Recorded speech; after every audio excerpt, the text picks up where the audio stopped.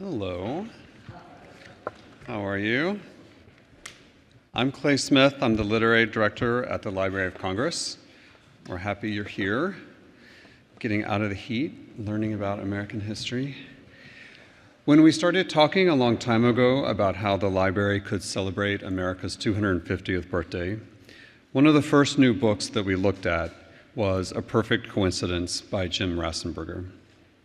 It exemplified all the things we wanted to achieve in creating the events for you this year about American history. Jim makes old stories that have been told before feel vibrant and intriguing, and it's history that feels really relevant to today, given that Thomas Jefferson and John Adams disagreed politically for a long time before learning first how to be civil to each other and then even become friends. Jim is the author of 4 other books, all about America. He has written books about American ingenuity, American violence, American politics, and has contributed to the New York Times, Vanity Fair, and other publications. And we asked our former colleague, Colleen Shogan, to be in conversation with Jim tonight. Colleen served as the 11th Archivist of the United States, the first woman in American history appointed by the President and confirmed by the Senate to lead the National Archives and Records Administration. She's currently the CEO of In Pursuit, the signature history-based civics initiative of More Perfect, a nonpartisan alliance of over 43 presidential centers and hundreds of civic leaders and organizations that invites Americans to strengthen democracy. Tomorrow, we're opening a new section of our Treasures Gallery above us, just like right above us, on the second floor called the Declaration's Promise. It features Thomas Jefferson's original rough draft of the Declaration of Independence. This is a rarely displayed treasure. So please come back to check that out. We'll have time tonight for questions from you all. We'll be walking around with microphones at the end of the event if you have a question. So you don't need to stand up and shout your question. We'll come to you with the mic. And so I also just want to encourage you to meet Jim just behind this room for his book signing when the event ends. So thank you for joining us, and let's welcome Jim and Colleen.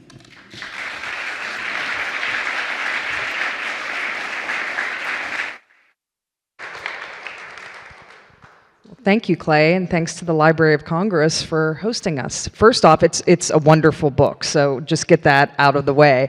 It's terrific. But I want to start with Jim with the title. The title is A Perfect Coincidence, and that's typically what everyone thinks with this idea that Jefferson and Adams die on the same day, July 4th, 1826. But, in the beginning pages of the book, you question whether it is a perfect coincidence, that perhaps the people of Jefferson and Adams' time thought there was something else at work rather than a coincidence. Can you explain to us what that is, and also tell us a little bit about why you decided to write a book about this so-called coincidence? Well, first of all, I'll say the title, I stumbled upon it after having started the book, and it's a letter that Thomas Jefferson wrote to Benjamin Rush, their mutual friend, who I'm sure we'll talk more about, in which he described his relationship with John Adams in 1776 as being a perfect coincidence of principle and action. And then later, of course, they die on the same day, July 4th. Not only is it July 4th, but it's the 50th birthday of the Declaration. And as you mentioned, everybody thought, the word coincidence was used a lot. People tried to figure out how this could have happened. There was a well-known mathematician who figured the odds at 1 in 1.2 billion. I don't know how he came up with that number, but it's high. But what's really interesting is most Americans were pretty clear on what had happened here. They thought it was divine providence. They thought this was God. This was a very religious period in American history. It was during what's known as the Second Great Awakening. So Americans were sort of primed for a miracle to happen, and then this sort of miracle seemed to fall into their laps. So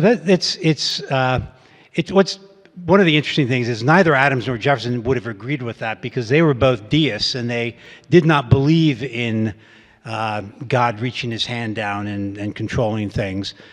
But John Quincy Adams, John Adams' son, who was the president at the time, referred to it in his journal as visible and palpable marks of divine favor for the United States. And that pretty much captures how people felt about it. Now, you also asked why I came to write about this. Well, I had always been interested in Adams and Jefferson, going back really to the bicentennial when I was 13 years old. Read my first biographies, one of Adams, one of Jefferson, fell in love with them both. And it's only later, though, that I grew up knowing about this coincidence. It was kind of trivia, sort of in that, it's like the one where Kennedy had a secretary named Lincoln, and Lincoln had a secretary. I mean, this kind of thing is like, I didn't think much of it, but as I was doing other research in my books, I came more and more to think this day they died together was really a pretty important event in American history. If you look at the response to it and then what came afterwards. So I think that was sort of the more important reason why I came to write about these guys. Great. Well, we'll get to July 4th, 1826, but we'll build up to it. So this book is a book in which you are writing Jefferson and Adams kind of in parallel lives and marching through time and then showing when their lives are intersecting with each other. But to give people that maybe haven't read the book yet, can you give us a little bit of an overview of Jefferson and Adams? So maybe go through, compare and contrast their temperament, their religion, their geography, their politics, and then tell us which one you would rather have a beer with. Because I've been thinking about that. Or in Jefferson's case, maybe a glass of wine. Right. Yeah, that's right. So to go back to Benjamin Rush, he once called Adams and Jefferson the North and South poles of the American Revolution. And I love that because it's almost literally true. Adams, of course, was from Massachusetts. Jefferson was from Virginia. Physically, they were an odd couple. Jefferson was 6'2", tall, slender, built like a fine horse, a friend called him. Adams was 5'7". He was paunchy, short, thick, fat, is how he once described himself. But temperamentally, that's really the biggest difference. Adams was pugnacious, short-tempered, scrappy. Jefferson was cool, calm. He tried to govern himself with reason. He tried to take life by the smooth handle. That's how he described it. In other words, not make too much trouble for himself. If he, ran into a brick wall, he would find a doorway or find his way around it, where Adams would just bash into it. So they were very different people. And how this plays out through the Revolution is interesting, and then how it plays out into their idea of how government should be formed, because their notions of government very much are drawn from their personalities. We can maybe talk about that later. And who would you rather have? All right.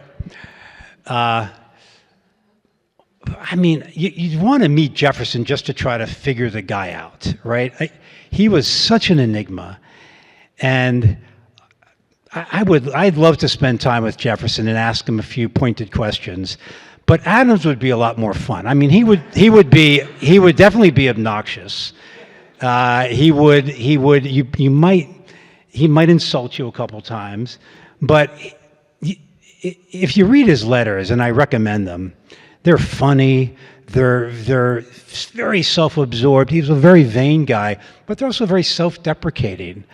So he had this wonderful combination of things, of being both very obnoxious but also knowing it. Even when he was a young man, he knew that. He was self-aware. He knew. Very self-aware, yeah.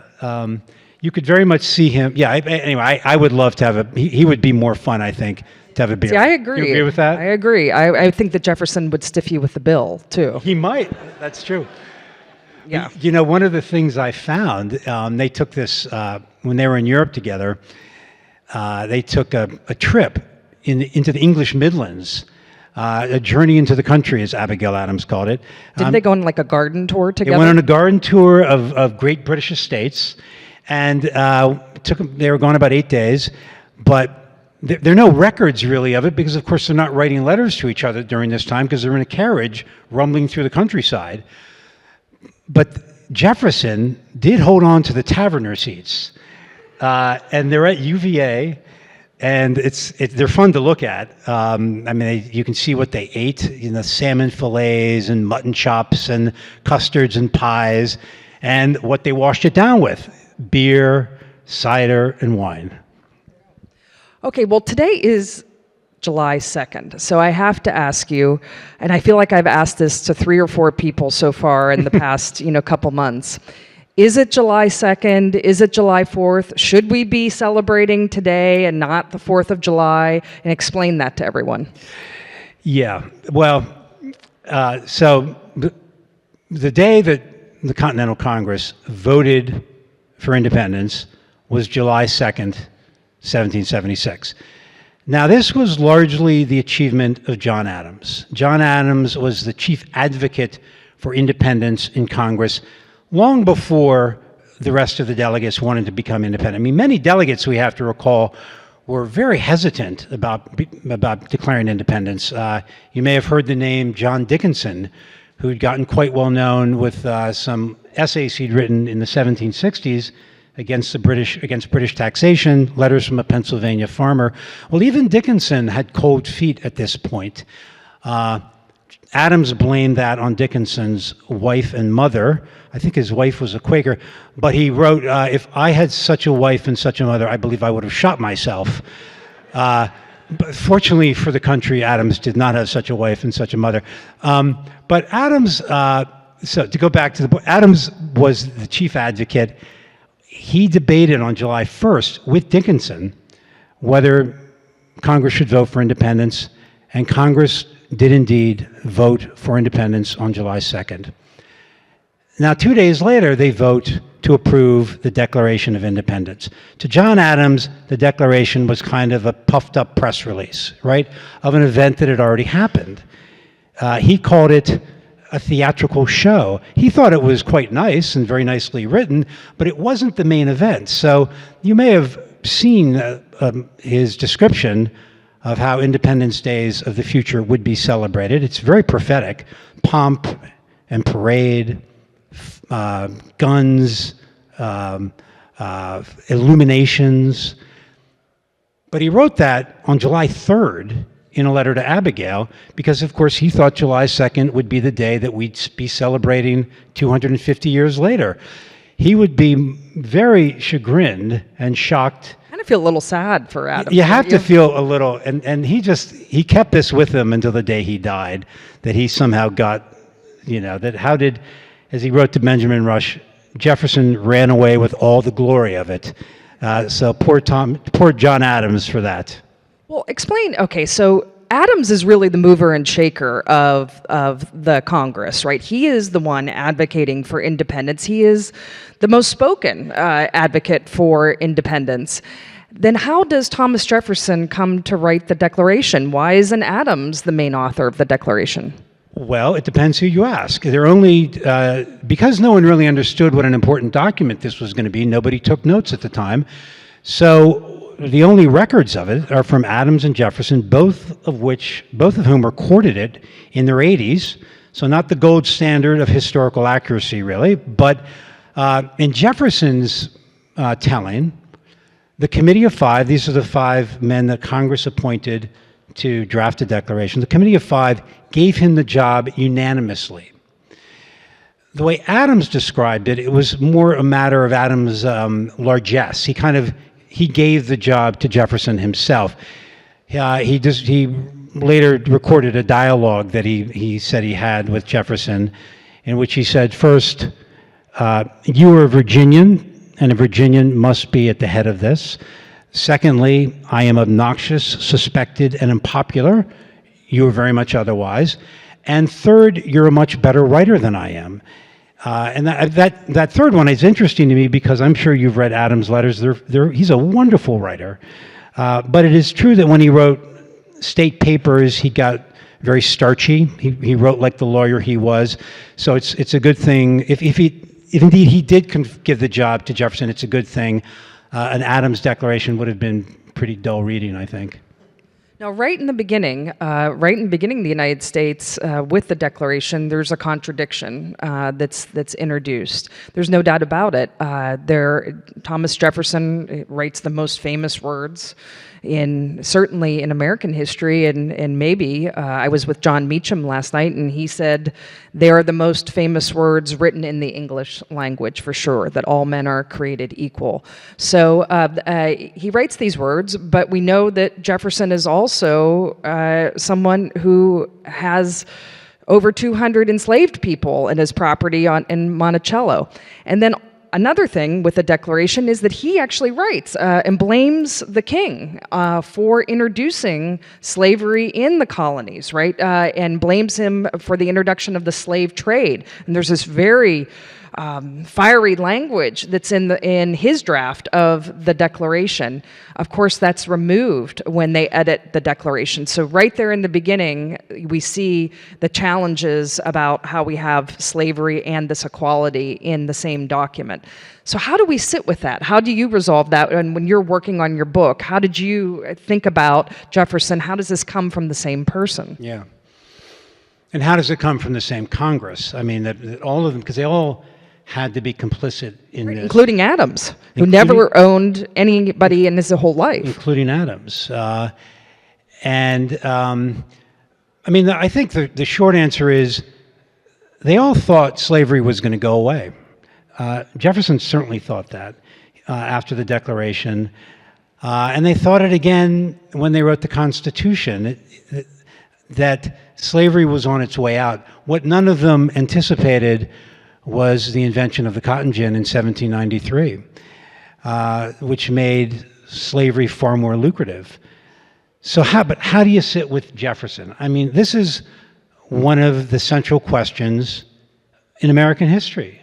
How do you sit with Jefferson? Because to figure out Thomas Jefferson, or to at least to take on Thomas Jefferson, is to take on American history and understand the full complexity of it, and the good and the bad. And I often do wonder, what if you referred to one of the grievances that Jefferson put in that was taken out. Adams was not surprised it was taken out. Of course it was taken out because South Carolina and Georgia would not allow it. But what if the northern colonies had said, no, that's staying in. If you want to leave the Union, leave the Union. Well, they didn't do that because everybody thought at that point, Union first, and then we'll deal with slavery. The problem was the time to deal with slavery never came. They kept pushing it off.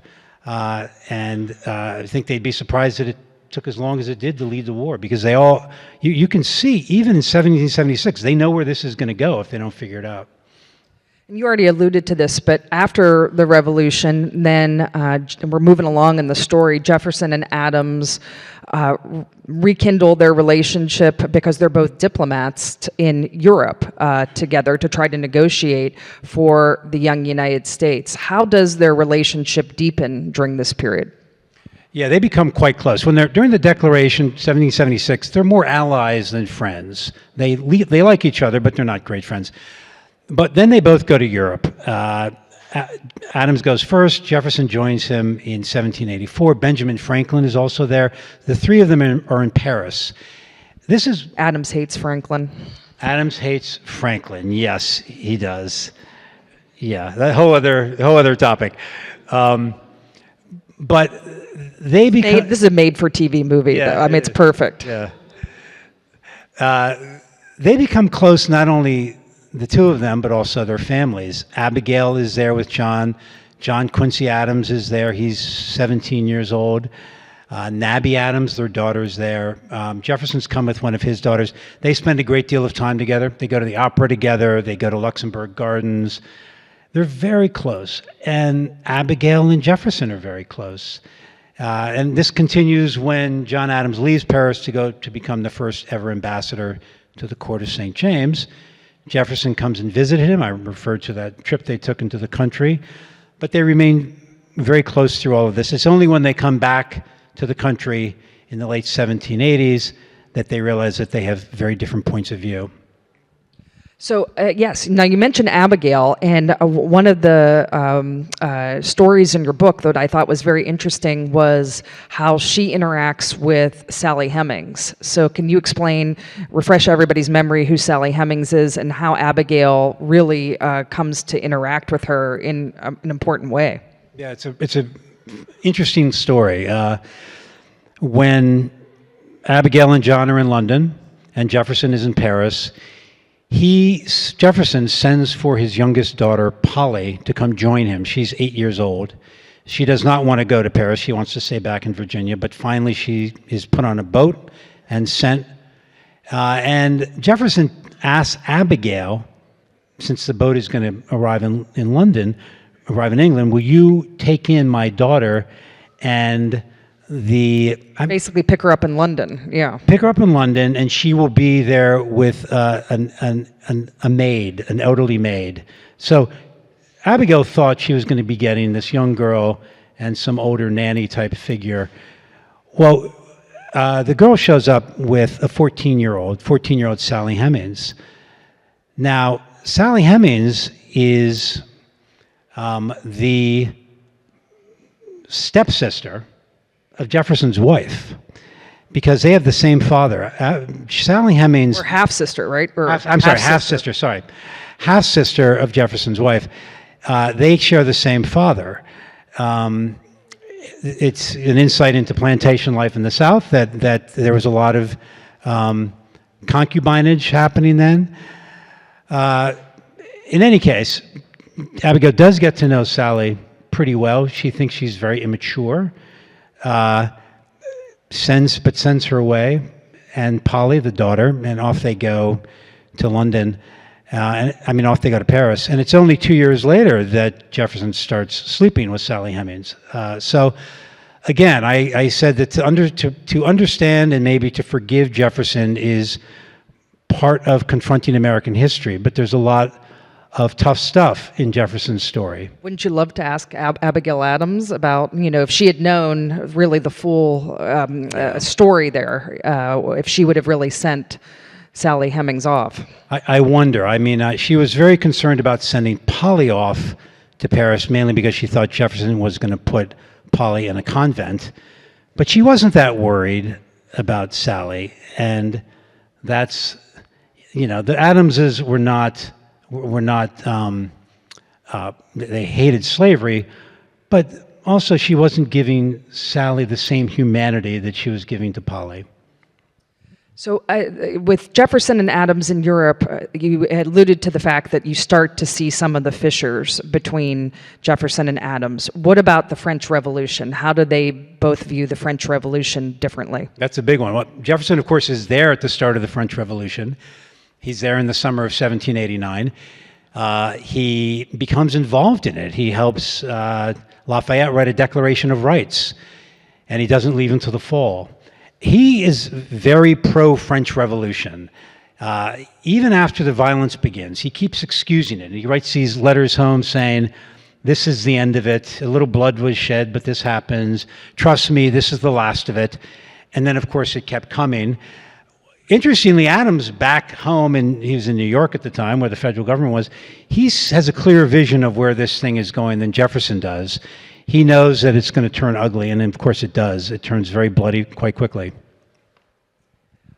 What about Jefferson and the notion of debt? I was very persuaded by your book that Jefferson's debt influences his political ideology, and it also influences a lot of his behaviors.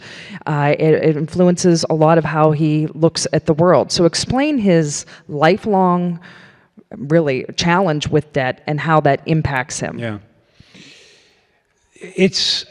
Jefferson was one of these people who spent more than he had. Now, he also inherited debt. It's not all his fault that he got the debt, but he had a lot of indulgences. So he kept overspending, but he put his head in the sand, and then now and then he would lift it out and confront his debt, which kept ballooning.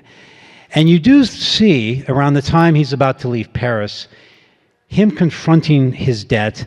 And one of the conclusions he comes to is he cannot possibly free his slaves until they have worked off his debt.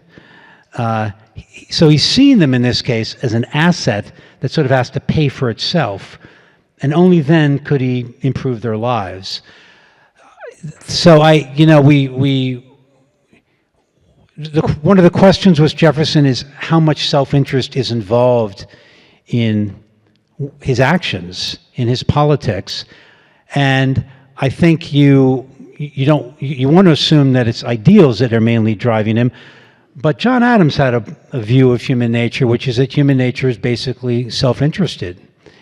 And if you look at Jefferson from an Adams point of view, you have to take into account the fact that he has this debt and his slaves have to pay for it, which is why he doesn't emancipate them, and also why he really doesn't do anything after 1789 for slaves at all, other than write sort of nice things now and then in letters about, oh, we must do something, but he never does anything about it. Okay, so fast forward, we're into the constitutional era, and of course, John Adams is the first vice president of the United States. Tell us about the episode in which Thomas Jefferson, we think, mistakenly writes a note in a book that Tom Paine had written, a new Thomas Paine book, which is sent to Jefferson. Jefferson inscribes this book and then sends it off to a publisher. And tell us what happens and how that really fractures this relationship with John Adams. This is a very defining point. It's a very defining moment, yeah. It's in March of 1791. Thomas Paine publishes The Rights of Man in England and then sends over about 50 copies to the United States. Jefferson comes into possession of one of them. I think James Madison lends it to him.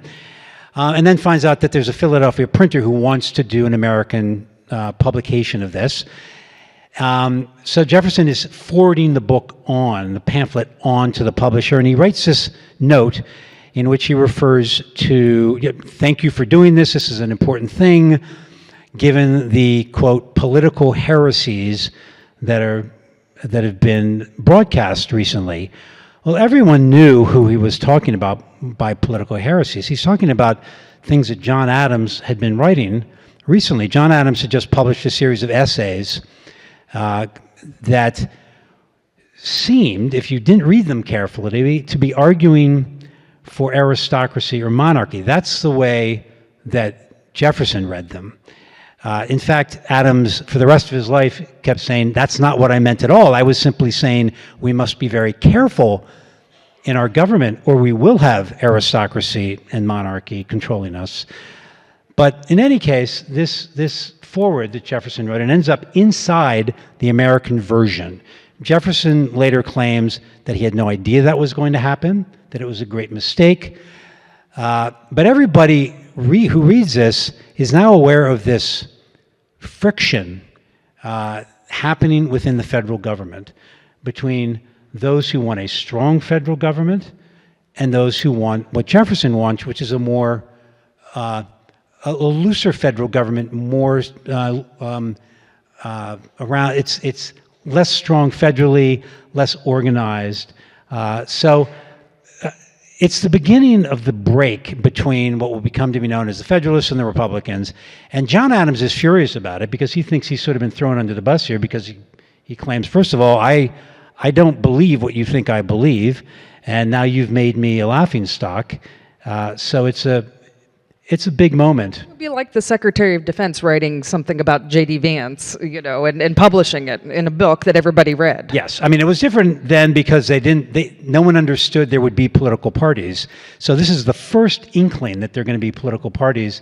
Later, of course, you have John Adams being the second president of the United States and Thomas Jefferson being his vice president. And by that point, it's clear they are of different political opinions. Until the 12th Amendment, that could still happen.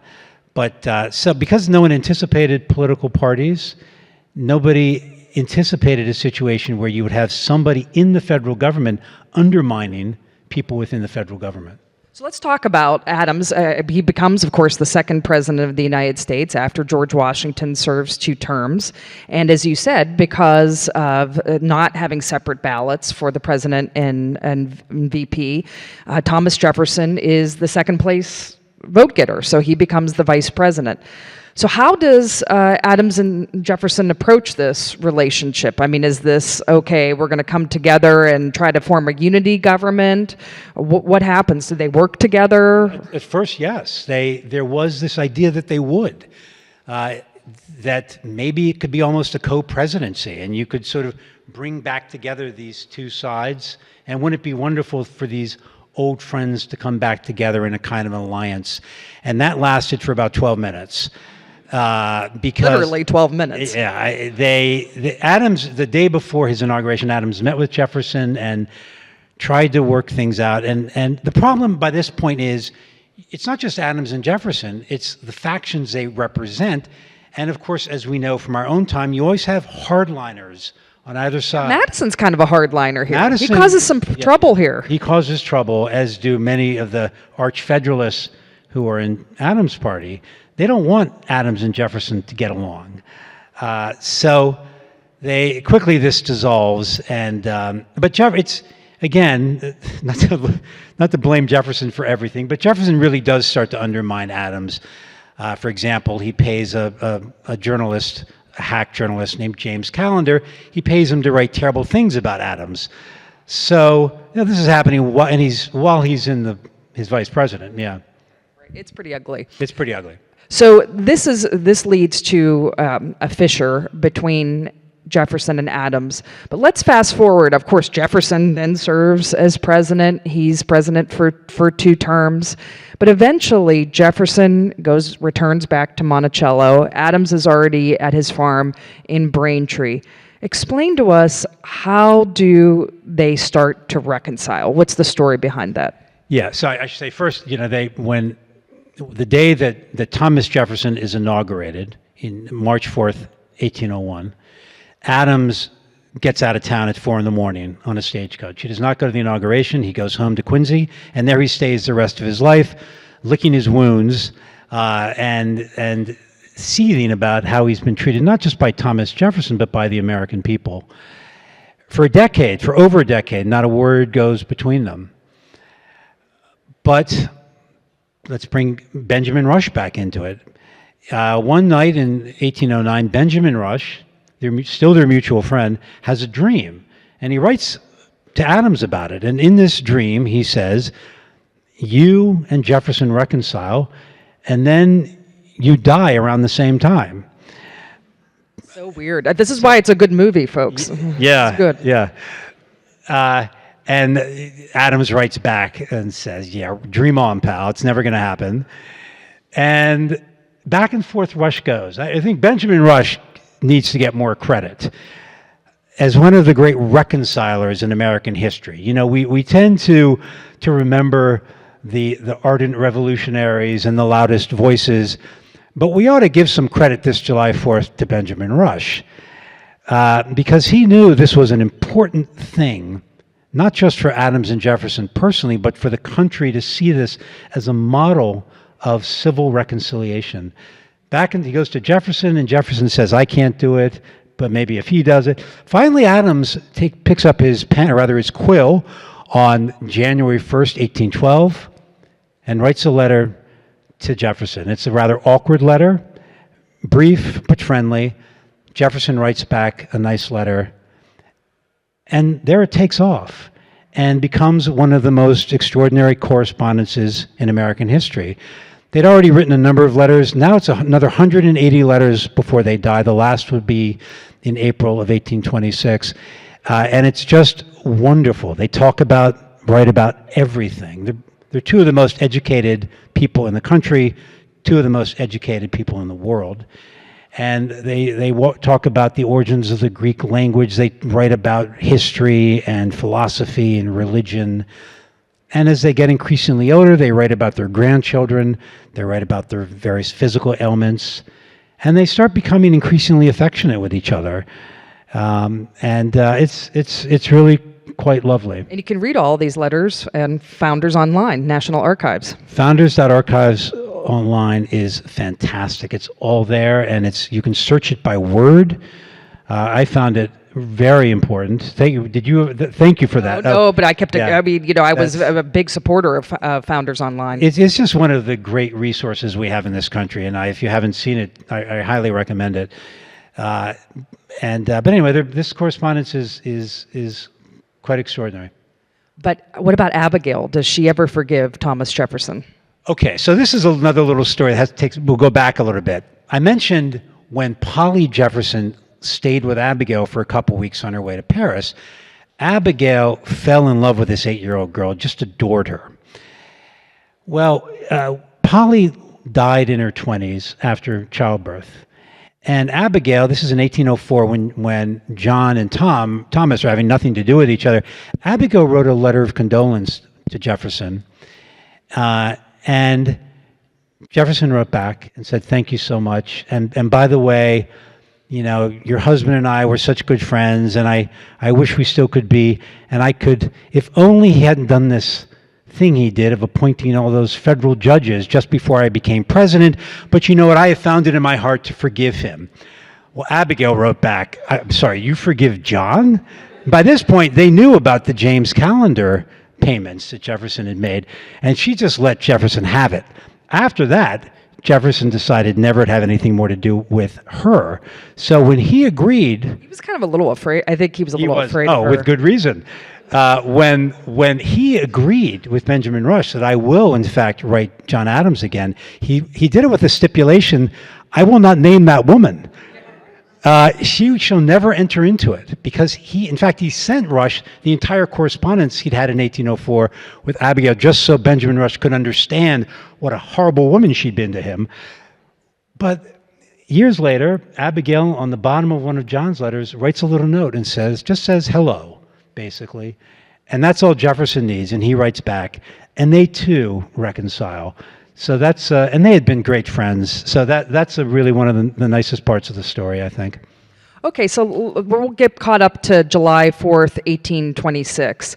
You alluded to this a little bit earlier, but I was fascinated in your book, really how unusual the circumstance is that Jefferson and Adams die on the same day. And you alluded to the mathematical calculation because you list all of the characteristics and how someone has come up with this number. But talk us through that day. Does one know the other has died, or how does that happen? No, it takes about a week for news to go back and forth. So they don't know the other one's about to die. They know the other one is ailing. One of Jefferson's grandsons had just visited John Adams in the spring and wrote back and let him know that Adams was ailing. So they knew this, but they've been in touch, as I said, through April. Then Adams starts to fail. He's already in pretty bad shape. He's 90 years old. He can barely see. He can barely walk. He's still sharp as a tack, though, and he's relatively content. For a guy who had been kind of a sourpuss his whole life, he ends life pretty content. I mean, he's kind of an advertisement for being a pessimist when you're young, because things aren't so bad when you're old, maybe. Jefferson is astonishingly productive in his last months. He has just founded the University of Virginia. And that means he's not just, that doesn't mean he signed a document. He's doing everything from, figuring out the plumbing to getting the lighting right in everything. He then starts to fail rather quickly at the end of June. And the way the day works, and both of them on July 3rd are in decent shape. Jefferson's in worse shape on July 3rd. He sort of falls asleep, wakes up around this time of the evening. He thinks it's morning of July 3rd. It's July 3rd. He thinks it's morning of July 4th. And he says to the young man at his bedside, "Is it the 4th?" And this young man, not wanting to disappoint Jefferson, says, "Yes, it's the 4th. He lies to him. Jefferson says, "Good," and goes back to sleep. And he never really comes into full consciousness again, but he does live until noon the next day. Mutters a few other things, but never really speaks. Adams is far more with it the morning of the 4th. He wakes up, he's had a rough night, His granddaughter and great-granddaughter, she's 4 years old, she clambers into bed and gives him a kiss. He pats her on the head. His granddaughter says, "Do you know what day it is, Grandpa?" "It's the 4th of July." And he says, "It is a great day. It is a good day." He slowly starts to fail. Around the time, shortly after Jefferson dies, around noon, Adams utters his last words. Now, I bet you know, or think you know, what his last words were. Thomas Jefferson survives, right? Those were not, in fact, his very last words. His very last words were, "Help me, child, help me." Not as good a story, though, so we'll go with Thomas Jefferson survives. And, which is fascinating because even though those are among the most famous words he ever uttered, I'm not really sure what he meant. What did he mean, Thomas Jefferson survives? Did he mean that literally, that he believed Thomas Jefferson still survived? Did he mean it, as some historians have speculated, sort of metaphorically, as in his legacy is going to outlive me? The one thing we know for sure is, among the last thoughts rattling around in John Adams' head is Thomas Jefferson. And he's thinking about Jefferson in his very last moments of life. I think that's pretty extraordinary. Absolutely. Okay, last question, and then we're going to go to the audience. I'm sure you have a lot of questions about this story. So, what can we learn from this relationship between Thomas Jefferson and John Adams? Is it something that we can learn from today that has relevance to our fraught time here in contemporary politics? Or is it something that's a terrific historical story, but you don't think translates to some of the challenges that we have today? Well, I think, first of all, we can take some reassurance from the fact that things have been really ugly in American history before. As bad as we may think things are now, they really were worse in 1799 and 1800. Remember, again, Hamilton and Burr had a duel, and Burr killed Hamilton. I mean, things were worse. So that's one lesson. I take some solace in that. John Adams had a great line. He was not an optimist, but he had a great line that he mentioned to Rush about something he used to say during the war, but then later brought it up about the survival of the United States. He said, "We shall blunder on." And I think that's one of the lessons. We shall blunder on, despite our many frailties and faults and tensions. But the other thing, of course, is this reconciliation and how it happened. It's not that they started to agree with each other. They disagreed vehemently until the day they died. But they did it civilly. They did it intelligently. They listened to each other. And they didn't dehumanize each other. I think the greatest lesson is when you start seeing each other as human beings, it's a lot easier to have a conversation. I said a number of negative things about Thomas Jefferson. Let me end with something I think which is very positive, which is he was a very well-mannered man. And I think his good manners are something we could all learn from. Adams sometimes in their conversation would try to push a little too hard and maybe take it more into an argument. And Jefferson would step back and go, "Let's not go there." But it's impossible to have a real conversation if you don't begin with good manners, with civility. So I think to Jefferson, it seems like a minor quality, but I think it's actually very important. Okay, great, thank you. So do we have some questions in the audience?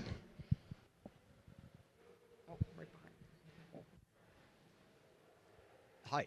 Hi. I guess this is on. This isn't on. That's okay. Okay, we'll try here. So I thought I heard you suggest that when Abigail Adams met Jefferson's daughter and Sally Hemings, I guess, that, of course, Adams didn't own slaves, but somehow I thought I heard you say that Abigail Adams still thought of African Americans as somehow a little less than fully human, or a little less than, had a racist point of view. So I was trying to figure out, did the Adams really share sort of frankly, a racist view of black people and enslaved people in America, or did I hear you incorrectly? No, I think Put simply, yes, they did. They thought slavery was horrible, but that didn't mean they thought that blacks and whites should live together in harmony. That they didn't really see that happening.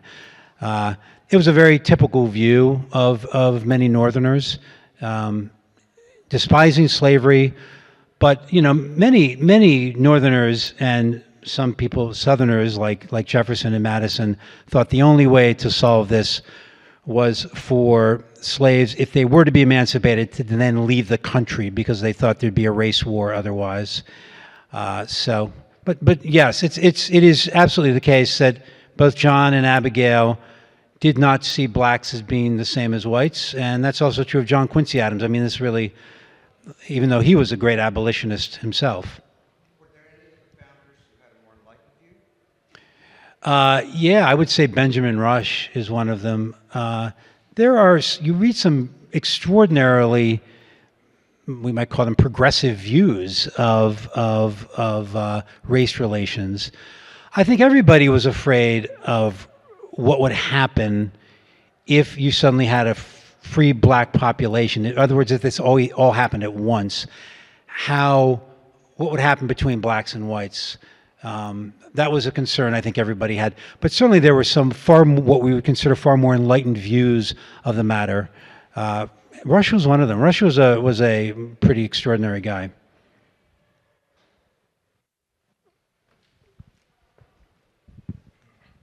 Hi. So here we are in the Jefferson building of the Library of Congress that just opened an entire exhibit dedicated to the Declaration of Independence. The Archives similarly opened an exhibit and will soon be reading the Declaration of Independence 2 days from now. Jefferson gets an entire monument on the tidal basin to him. Attractive people portraying him on Broadway. Adams gets Paul Giamatti with bad teeth. And, as you said, it's really Adams that's responsible for our Declaration. Probably not a single tourist upstairs would come up with that name if you asked them who's responsible for Congress, or the Continental Congress, declaring our independence. So do you think that Adams is getting the short shrift in American history, and what can be done about that? Great There's an question. Adams monument going up. Yeah, and the answer is yes. I was thinking, walking around earlier, boy, Adams would be upset. He got a building, and it's the only monument to him. I mean, he wrote himself, statues, monuments, mausoleums will never be erected to me. And the reason he thought that is because he thought he was a truth teller. He told the American people what they needed to hear. Where Jefferson was going off telling them that they're wonderful, that they can self-govern, that they're a chosen people. Adams is constantly saying, we are not a chosen people. We are not special. We're just like all human beings. And throughout history, human beings, there is human nature that is as self-evident as the truths that Jefferson writes about in the Declaration. And what's evident about it is humans are selfish, and you have to construct a government that can withstand that. So Adams would be upset, number one, that there's no monument to him on the Mall. Number two, that he got the smaller building here. He would also be upset with the fact that our government is maybe out of balance. His great thing he kept going back to is the only way to prevent tyranny is a balanced government. You need a strong legislative branch, a strong executive, and a strong judicial. And it must be a land of laws, not of men. And he would be concerned for us that perhaps we've let things get out of whack. So I think Adams does not get enough credit. I think he deserves more credit now. It's clear why we worship Jefferson in this country, why we have for so long, and it's partly that he told us what we wanted to hear about ourselves. He was an optimist. He was aspirational. And that is the American spirit. We're a very aspirational people. But we're also, I would say, a pragmatic people. And I think that's the Adams side of it.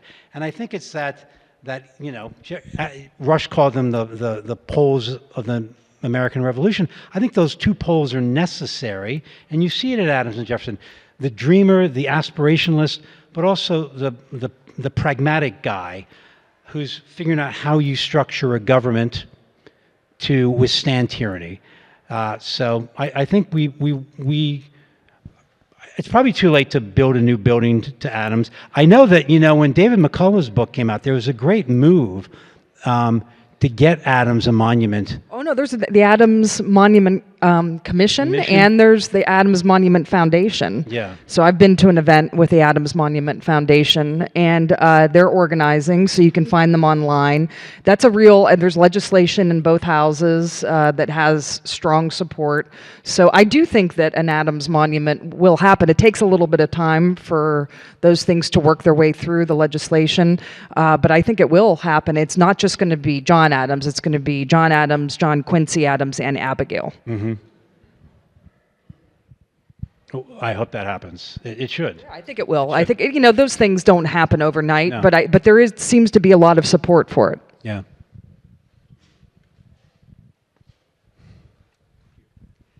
This may call for too much informed historical speculation, but could this reconciliation have happened were they both still in the public eye?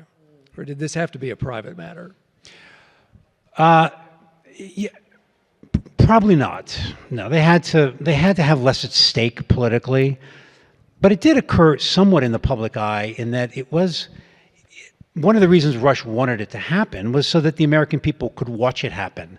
So these were private letters, but the American people knew about them. One senator from Virginia called them the Adams-Jefferson love letters. I mean, they were known about. Every now and then one would get in the press. And that was part of the whole idea, that they would be a model. But I do think it's true that they could not be in office for this to have happened.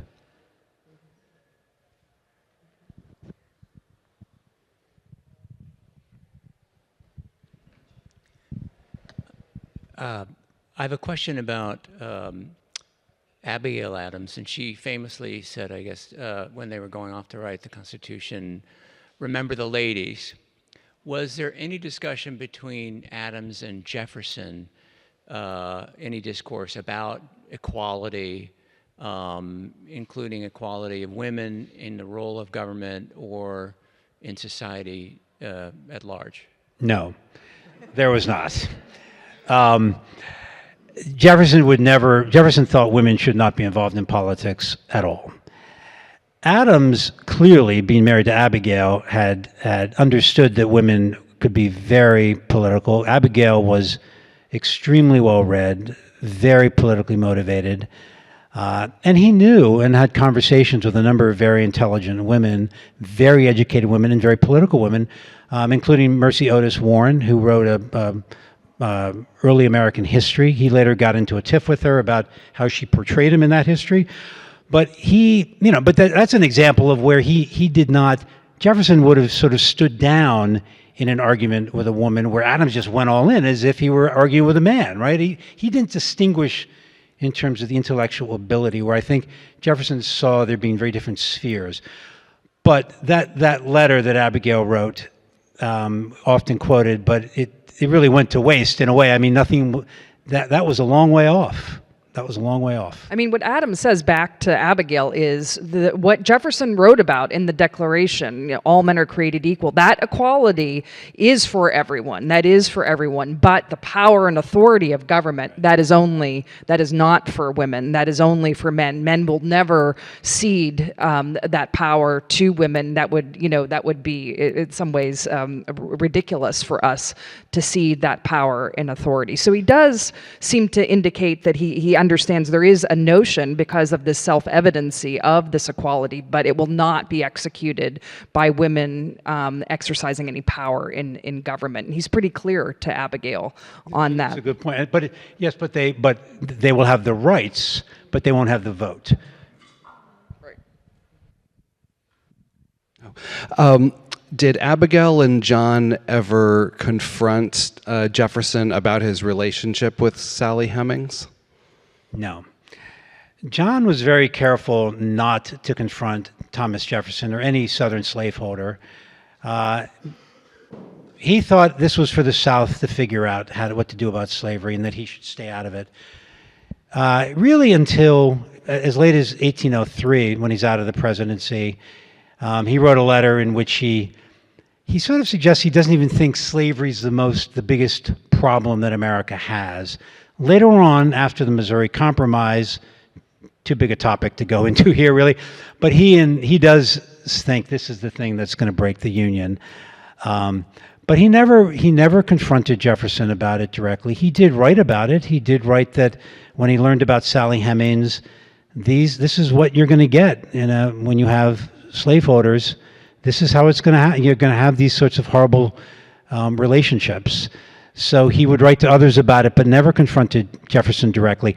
The only time slavery ever came up was after the Missouri Compromise, when Jefferson wrote a letter to Adams saying, wringing his hands about how this was going to destroy the country. And Adams, of course, very much agreed with that. I think we got to end it there, but let's thank Jim and Colleen, and I encourage you to meet Jim at his signing. Thank you. Thank you.